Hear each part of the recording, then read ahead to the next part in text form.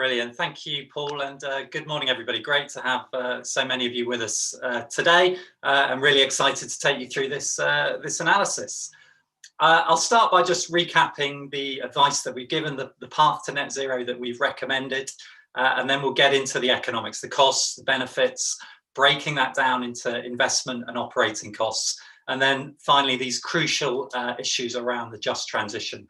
And through all of this, I'll intersperse a few thoughts on policy, and I'll refer you as well to the many more details available in the report. As Paul says, we could easily spend days or weeks talking about this stuff. So I will really just be giving you a bit of a flavour.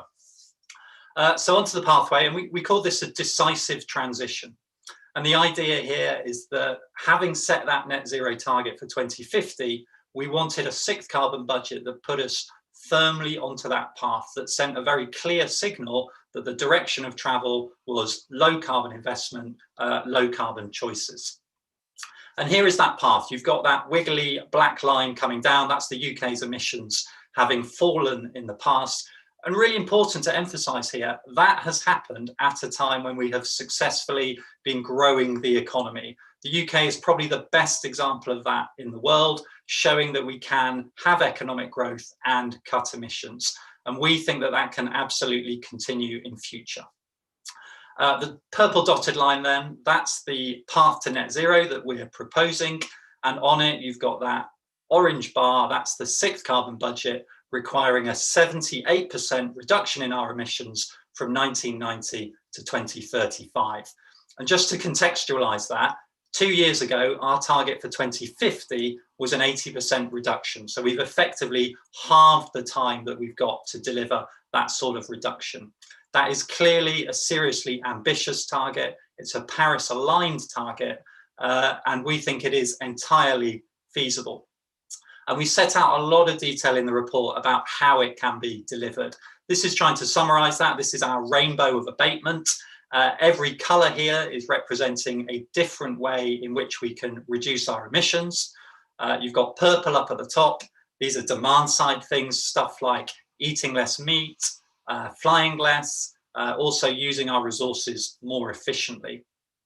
And then as we go down, the really big chunks actually are about taking up low carbon technologies, things like electric cars, things like heat pumps in our homes, hydrogen, carbon capture and storage in industry.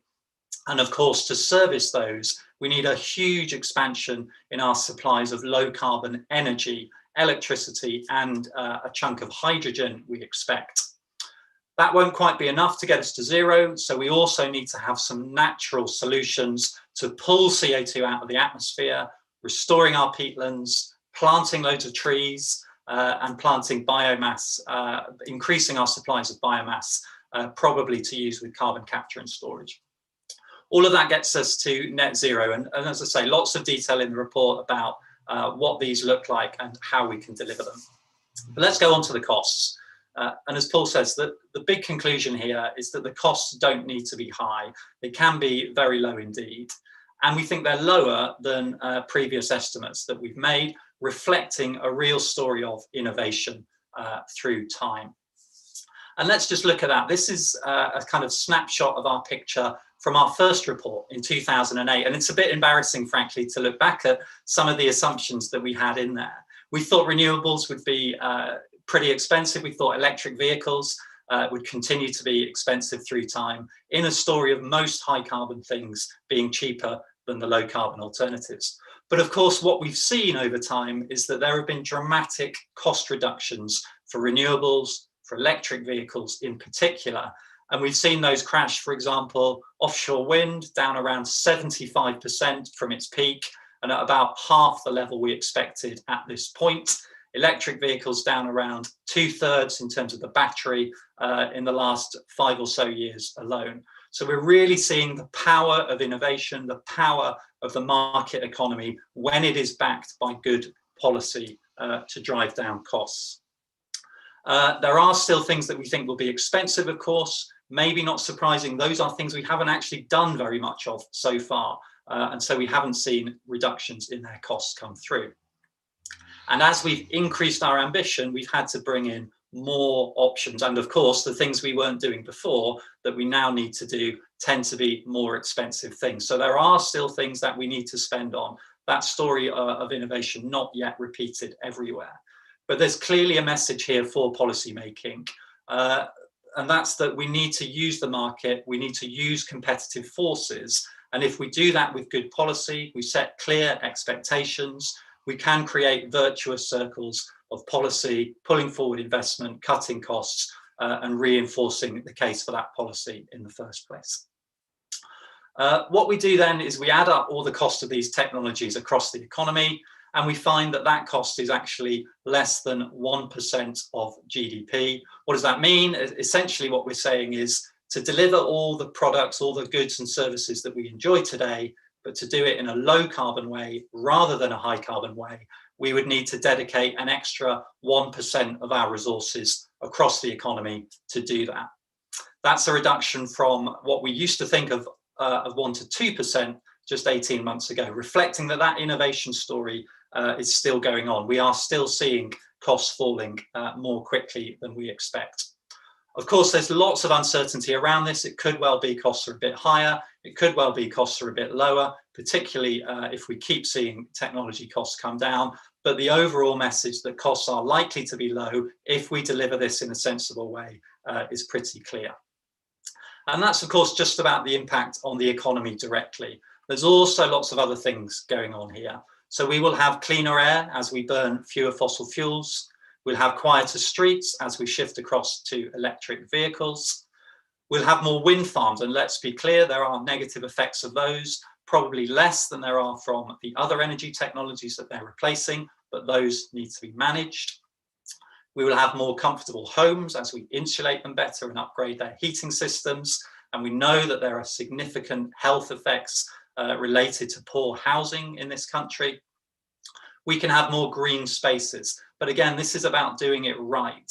More trees gives us an opportunity to help biodiversity, to provide more recreational opportunities, but it has to be the right trees in the right places. If you do this badly, you put planting on peatlands, you put them on biodiversity-rich wildflower meadows, then you could have negative effects. So policy needs to be designed to make the most of the opportunities and to avoid the risks that come with this transition. And there will be further benefits for well-being, for health, from any shifts that we manage to make to lower carbon, healthier diets, and towards more walking and more cycling. And of course, the reason for doing all of this, the driving force behind this, is to ensure we have a safer climate in the future, one that we are better able to adapt to than if we have unmitigated climate change. So let's get then into the story within the costs, and we were really keen to do this analysis for the sixth carbon budget. We think looking at this through a lens of investment and operating costs is more intuitive, more informative than looking at on those resource costs alone. And the story is of a big investment programme. We think of the order £50 billion a year extra investment by the end of this decade, continuing through most of the period to 2050. To contextualise that, that compares to nationwide capital formation of around 400 billion or a bit below in recent years. So this is a serious programme. And of course, it also comes with a big payoff. So we see the operating costs of that programme starting to fall over time. And by 2040, we think the savings in fuel, the savings in maintenance will probably outweigh the spending, the extra spending we need to make on investment. And that, again, this kind of shift from operating costs to investment tells us some things about policy. It tells us that we need policy that is designed to bring forward those investments and to do it at the lowest possible cost of capital. The more certainty, the more confidence we can provide to investors, the cheaper they are able to make those investments and the lower the costs can be overall. I want to just dive into some of the bigger wedges on here. And the blue one is surface transport. And this really shows how big the cost savings potentially are from shifting away from petrol and diesel, also lower maintenance costs for those vehicles. The lighter orange is about the power supply, and worth saying that for that sector, we've got quite a considerable shift towards more capital intensive goods. We're not just replacing the high carbon options that we have at the moment, we're also doubling the size of that sector by 2050. So quite amazing actually to see we are saving operating costs alongside making that investment. And crucially, we've got policy instruments already through the contracts for difference that we offer that are pretty good at bringing forward those investments. Also on the network costs, the grey on here, we've got mechanisms through the regulated asset base to bring that forward at low risk and relatively low cost. The really tricky bit is the darker orange in the middle here. That's the buildings and shifting over our heating systems so that we are better insulating the buildings and we're shifting to low carbon heating. You can see that's about £10 billion a year from the late 2020s. And it doesn't actually bring a huge cost saving. A few things to say on this. One, actually, even to realise that cost saving in people's homes and on their bills, we will need to rebalance policy costs from where they are. Currently, we lump all of those policy costs on electricity and we don't have many on gas. That will need to change to encourage people to move from high carbon gas to low carbon electricity. And then crucially, we can't just put all of these costs onto consumers. Heating is clearly an essential service, and we know where people don't heat their homes sufficiently, then there are ill health effects. So we need to find a way to pay for this that is fair. The good news is that the government spends already around £2 billion on supporting vulnerable households. And if we extend that and we continue it, that could cover this programme for those vulnerable households. For the rest of it, we have some other funding mechanisms. We have some proposals to pass some costs through to landlords, but we would still have a gap of, we think, around £2 to £3 billion each year, which would either be increasing people's bills or would need to come from the exchequer. And there's stories through all of this transition. Even for the electric vehicles, we need to make sure those benefits are shared fairly. So people, for example, without off-street parking can benefit from those lower costs. And these are crucial aspects of that just transition. I'm not going to go into those more now because we don't have time, but let's get on to the what the transition means for workers, because there's a supply side to this as well. And I want to just emphasize the committee have really put a lot of emphasis on this issue of just transition, on this issue of fairness. It's something I think we probably all appreciate is important, but as Paul has said, we don't believe that we will be able to deliver the scale of transition that's required unless it is seen as being fair. So it's a real priority for the committee. And our analysis helps us to look at what will the impacts be. Essentially, those areas where spending needs to go up, we expect to have more labourers working in those areas. So housing retrofit, those are houses up and down the country. We need to improve their insulation, shift them to low carbon heating. We need to have retrofit coordinators, making sure that works smoothly. And we think we will need over 200,000 extra people in that industry compared to today by 2030. Similarly, we need people to install all that renewable energy, to strengthen the networks, connecting all the energy sources to the energy demands, building out a carbon capture and storage network, producing low carbon hydrogen. We will need to spend more on batteries for our electric cars, but less clear, of course, that that will be UK based. That depends on what our policy is, what our investment conditions are compared to the rest of the world. But there are also things that go down, of course. Oil demand, we think, will be down around 85% by 2050, gas demand by 70%, and refined petroleum products as well, of course, we'll need less of. For mechanics, we'll have less car maintenance with those electric cars with fewer moving parts, less need to be repaired quite so often. So these things will be going down. There's also areas where it's not clear there would be any more or any fewer employees required, but what they're doing will be different. They'll be producing different products. They'll be producing them in different ways. That's particularly important for manufacturing, for farming, for automotive, producing electric cars rather than petrol cars, for example.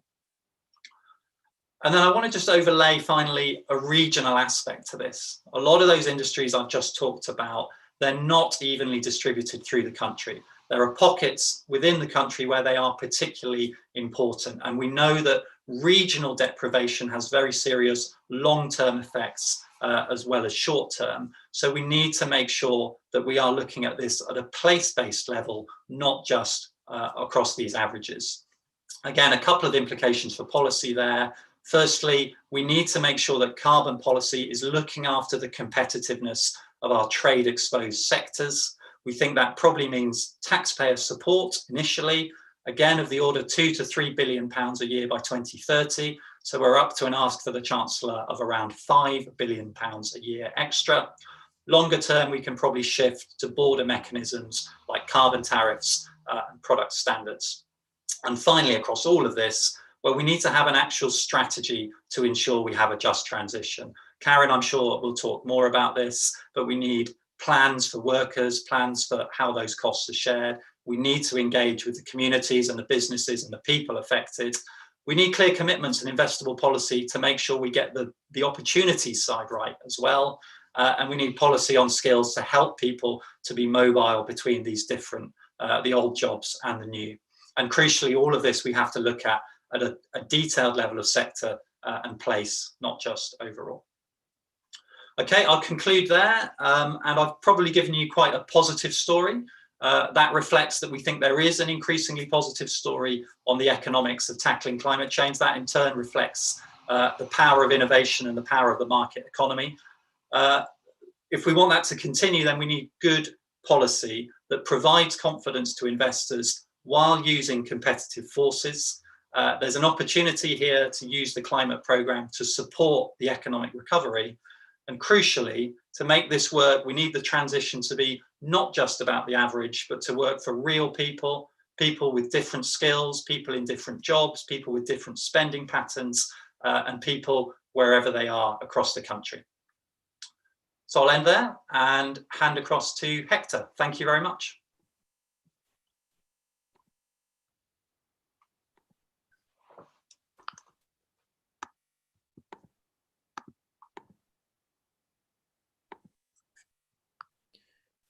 Right, thank you, Mike. Hopefully my slide should be just appearing on screen now. Great, so I think Mike gave a really good overview of some of the costs involved, and here we define costs more at the micro level to the businesses and actors involved. I'm going to broaden that now to look more at the macro level. So what does it mean for the UK economy as a whole? Particularly in terms of GDP, and we know the limitations of GDP as an indicator, but it's still what most people work with, and also for jobs. So in the short time available, I'll just go through these three things: what we looked at, how we did it, then what we found, the results, which I hope I'll spend most of the time on, and then key messages to take going forward. And I hope they will be quite complementary to everything that Mike went through. So the objectives, what we were looking at. Let me start on the right-hand side of this slide. The objective to assess the macroeconomic implications of the recommended 6 carbon budget. So what does it mean for the UK economy, UK PLC?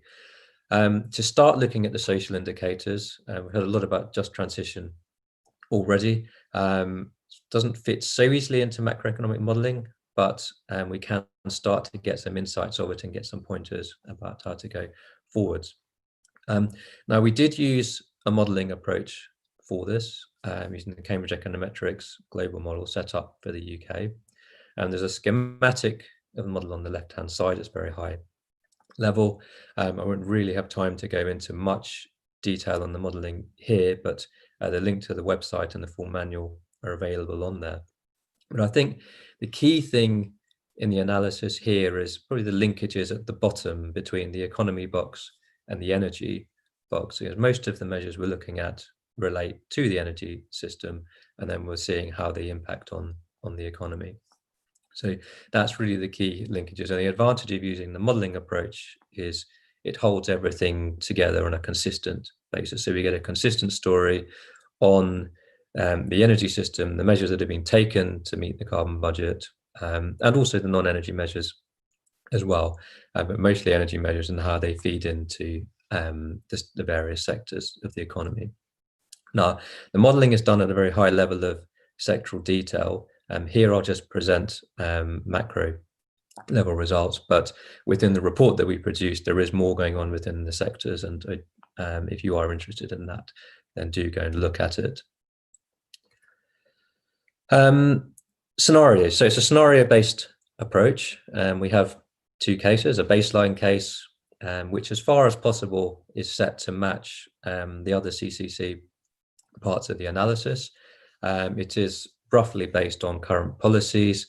It was done before the more recent announcements, like the Prime Minister's 10-point plan, for example. So it's limited further emission reductions. It's broadly flat over time, so no further reductions in greenhouse gas emissions.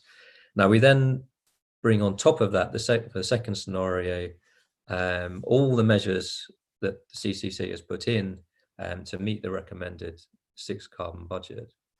Now, there's a lot of detail in this, in the database of various measures. I don't think I've ever been told to scroll right to find more detail as so many times in my life before, but a huge amount of detail that we tried to capture in the modelling, particularly looking at energy and emission savings and the costs involved. Now, those are our two key metrics that are the inputs to the modelling. And everything that Mike described in a previous presentation as sort of the investment costs, these then get translated and put into the scenario that we look at as the costs of doing it. But of course, those costs become revenues for other sectors of the economy, and that's the key thing here. So the main slide that I wanted to present the key results from the analysis. So this is a chart showing the impact on GDP and employment of the measures to meet the recommended 6 carbon budget against that baseline case. And this is percentage difference. So the y-axis is showing the percentage increase compared to that baseline case.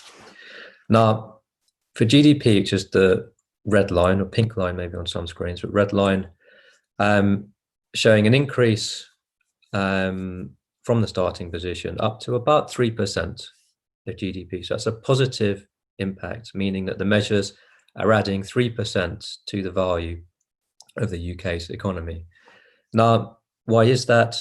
We've got two main reasons. First of all of this investment that's going on. So this is both private sector investment and public sector investment. I should have said earlier, the public sector investment is covered by tax increases, so government balances don't change in all of this. I did see a question about MMT in the chat box. I mean, that would have been another way of doing it, but here it is all funded through taxation. So all the differences we're seeing of what's going on in the private sector. So that investment that takes place, of course, some of it is funded by additional debt that's taken on. That creates a stimulus effect within the economy because building all of this stuff, very much as Mike said, creates jobs. It has supply chain effects. It really boosts the economy. This is sort of, if you think about the story that we're hearing about sort of stimulus to get out of where we are with COVID-19, it's basically the same sort of effect as that. So that's very much the impact at the first bit of the projection period, say up to 2035. That's when the most investment takes place. After that, things stabilize a bit, but there are still long-term benefits. And here we see the second effect, which is the improvement to the UK's trade balance. Again, as Mike mentioned in the first presentation, high levels of oil and gas imports to the UK. If we move away from that, so we stop sending money to the countries that produce these and instead divert it to more domestic-based production, then there's a long-term positive benefit there, and that's what we see with the stabilization at plus 3%.